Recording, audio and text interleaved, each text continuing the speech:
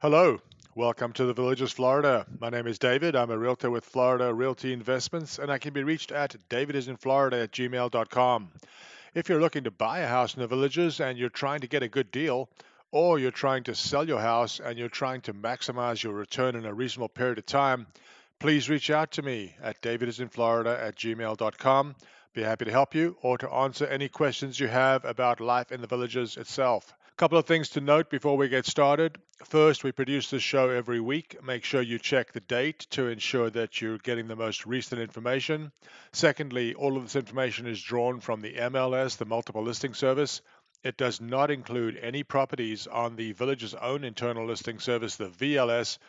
For that reason, if you are a buyer in the Villages, you really should hire two brokers. Without a VLS broker and an MLS broker, you will not be able to see all of the properties available to you.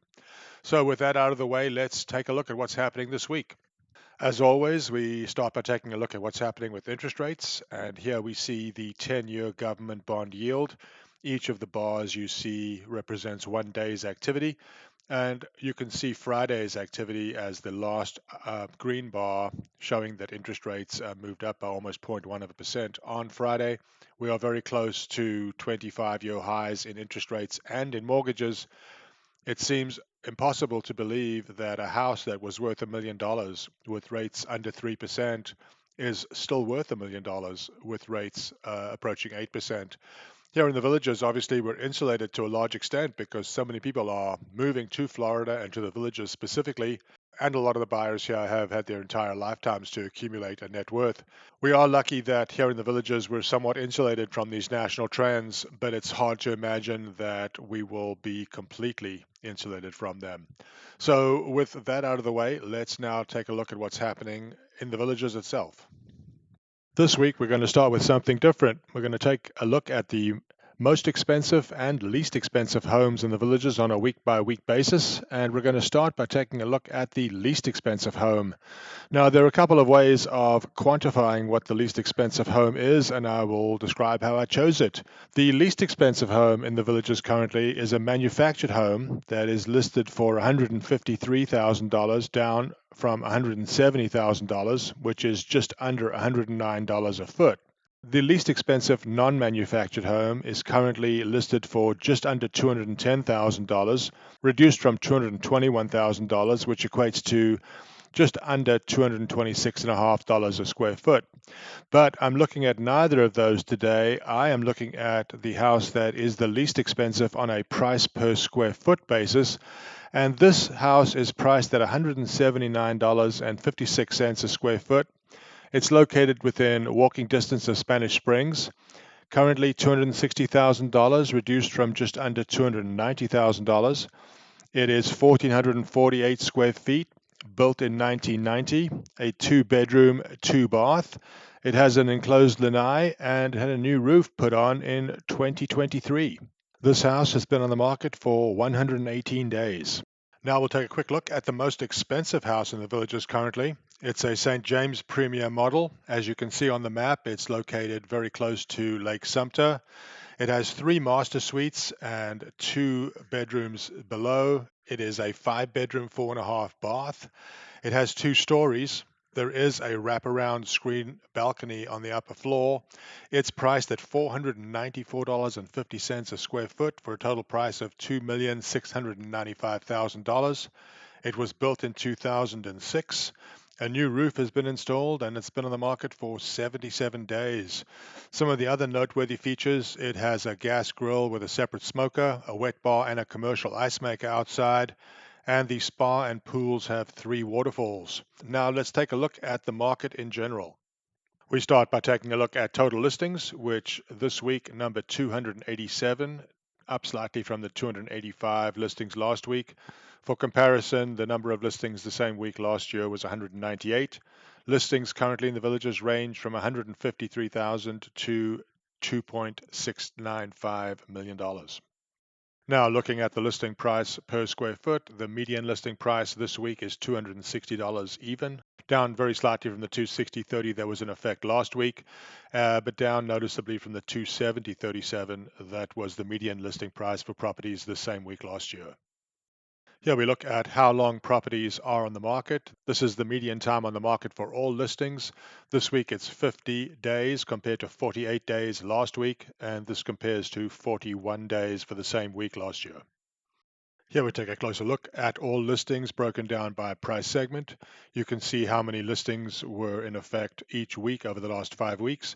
In the most active price segment, the $300,000 to $500,000 range, this week there are 182 properties for sale.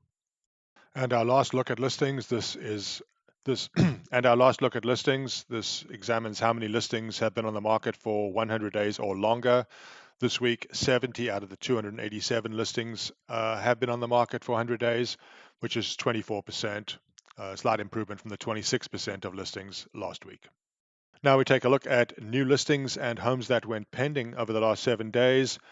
New listings numbered 27 compared to 34 the week before and compared to 21 the year before. The number that went pending over the last week is 36 compared to 39 the week before and compared to 27 the same week last year. Here's a more in-depth look at the new listings broken down by price segment. This week there are 27 new listings compared to 34 last week and compared to 21 a year ago. The new listings range in price from just under $240,000 to $1,400,000. This week the number of listings in the most active price segment, the $300,000 to $500,000 range, numbered 18. Now we take a look at the homes that went pending over the last 7 days. The median price they went pending at was $247.95 a foot. This compares to $257.01 the week before and $275.50 that was in effect a year ago. Once again, the median price per square foot on pending home sales is at the lowest end of the range. Here we take a look at how long the homes that went pending last week were on the market before going pending. Those homes that went pending last week were on the market for 33 days compared to 37 days the week before. And obviously this compares dramatically with the 9 days that properties were on the market before going pending a year ago. And this looks at what the price change from the original list price was for those homes that went pending last week.